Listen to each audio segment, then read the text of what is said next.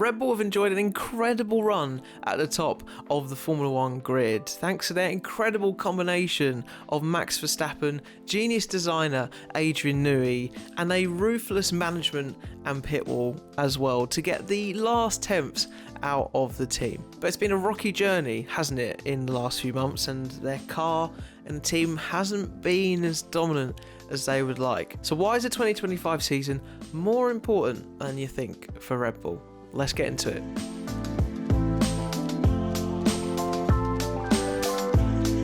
Red Bull have been the team to beat, haven't they, in this era of the Formula 1 regulations, clinching 2 constructors' titles and Max Verstappen bringing home 4 drivers' titles in a row.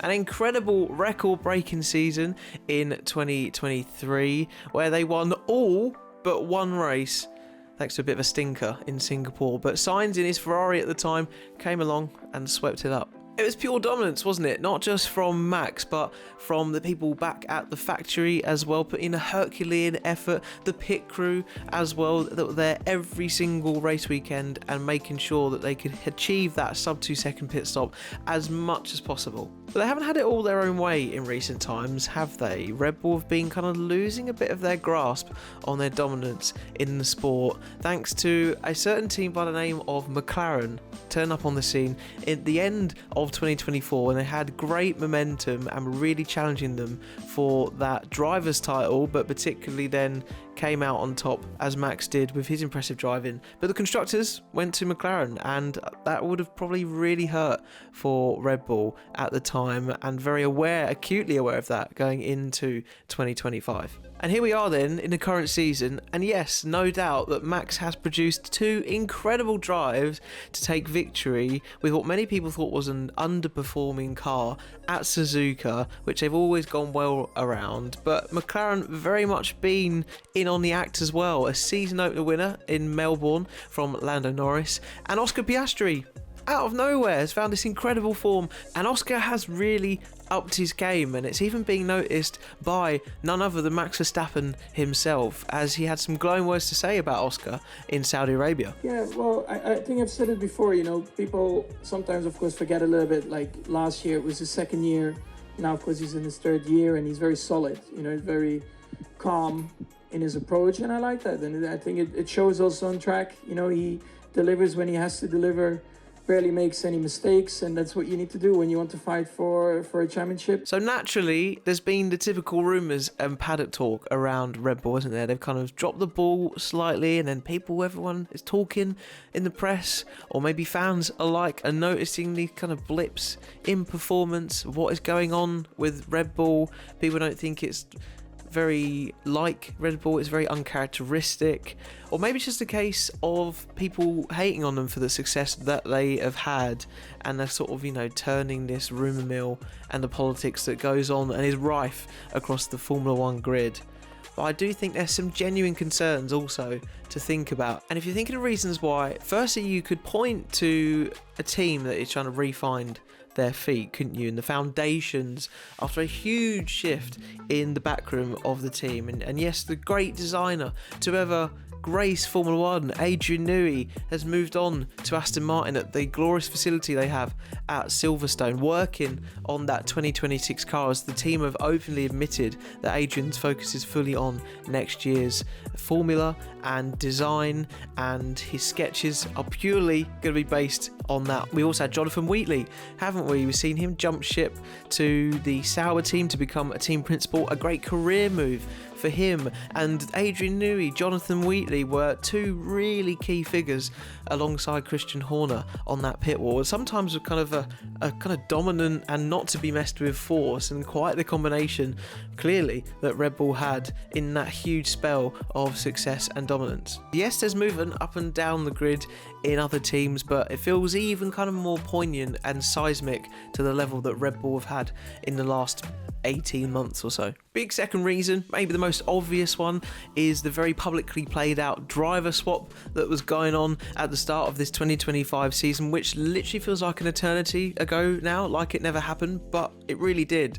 And for that kind of thinking, I do feel sorry for Liam, because it was a complete and utter mess. It was chaos wasn't it? How all of that was handled. And I think even Red Bull, as much as they don't mention it, would even admit internally that it has not been ideal. It's far from ideal to be in that situation, but they called it, they got it wrong, and they put Yuki Tsunoda in that Red Bull, as we know now, for the 2025 season, and hopefully won't be changing before the end of the season. That's what they've promised anyway.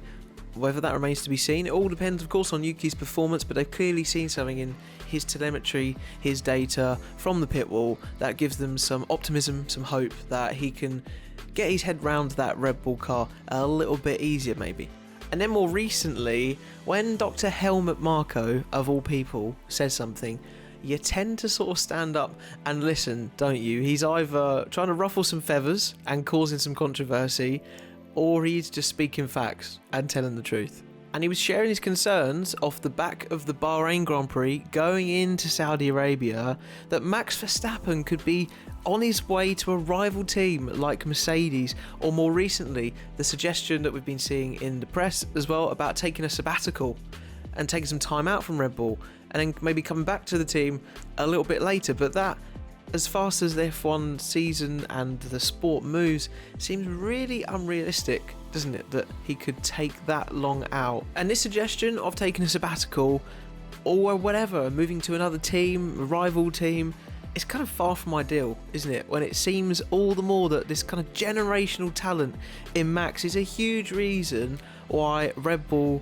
are where they are, and in some cases putting his car higher up the grid than it probably deserves to be a lot of the time. We just never see it because he's that impressive. And Max has also made no qualms about sticking around in the sport just for a bit of fun, or just to break this kind of record or that record over there. He grows increasingly frustrated, doesn't he, with the censorship rules brought in by the FIA, an instance like we saw in Turn 1 of Jeddah, because he thinks the stewarding is not consistent and the rules are not being applied properly. That Turn 1 battle with Oscar Piastri went against him, and just maybe his patience growing a little bit thin, and maybe that's why Dr. Helmut Marko had to maybe call his bluff, could see the signs, was maybe hearing things down the paddock, talks that were being had that we don't know about at all, and Max is just very blasé and saying, yeah, I'm just carrying on with my driving, but you can't help but feel that those kind of things have been going on maybe a little bit. So getting 2025 right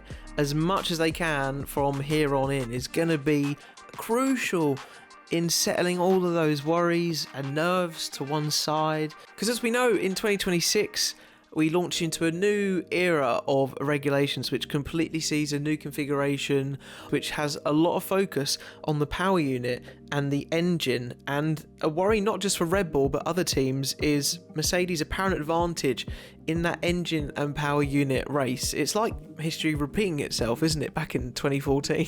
And it's a big concern, isn't it, because they've put tens of millions of pounds investing in their own power unit department, as we know, Red Bull powertrains now, trying to take hold of these operations and not be at the expense of other manufacturers like Honda or others in the market. This has probably kind of been the biggest investment into their team since they bought Red Bull, or Jaguar as we knew it back then, and transformed the team into what it is today. This is a serious commitment for years to come. But as history tells us, though, a new set of regulations seems to kind of set the trend for a team's dominance in the years after. So that is another crucial thing in this hybrid era as to why they want to take care with it. And even though this has been a known factor for the longest time and has kind of lingered in the team ever since Max Verstappen has been around, this second seat curse, it's something that they'll really want to break going into 2026 and using this 2025 season, hopefully to try and cement Yuki Tsunoda in as quick as possible to break this stigma that seems to just follow around in that garage. They can't seem to shake it. It's affecting their performance, it affects their constructor standings at the end of the season. They don't want to be carrying that into 2026 if they can help it. In the short term, the promise of upgrades to keeping the development race must give Max and the team some hope, but further down the line, they must be a bit more anxious about how the teams around them are beginning to scoff up a little bit more of that performance pie that they've enjoyed for some time, and they'll be really, really wary of that. But maybe all of these anxieties and worries, it could be a complete facade, and it could be the ultimate sandbagging master plan from Red Bull, and we're just being completely caught off guard. I mean, I doubt that very much, because these seem like real concerns, but it would be quite funny, wouldn't it? It does very much feel, though, that this current chapter of Red Bull that we have grown to recognise, associate with the team being so dominant, is changing, it is adapting, and concerns around Max's future are more than just a worry. They should really be listened to. And whether it's Max taking a sabbatical or hopping ship to another team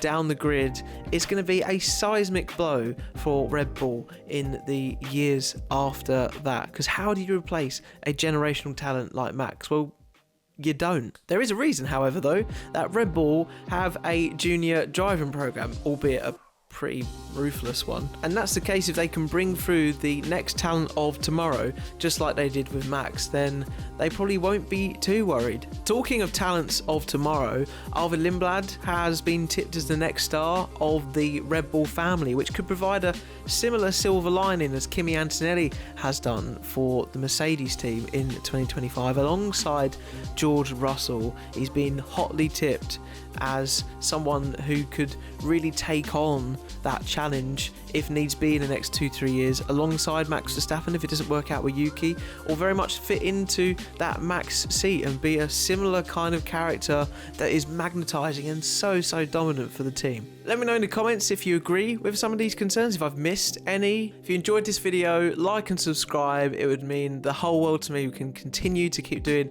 videos like this, and I'll catch you in the next one.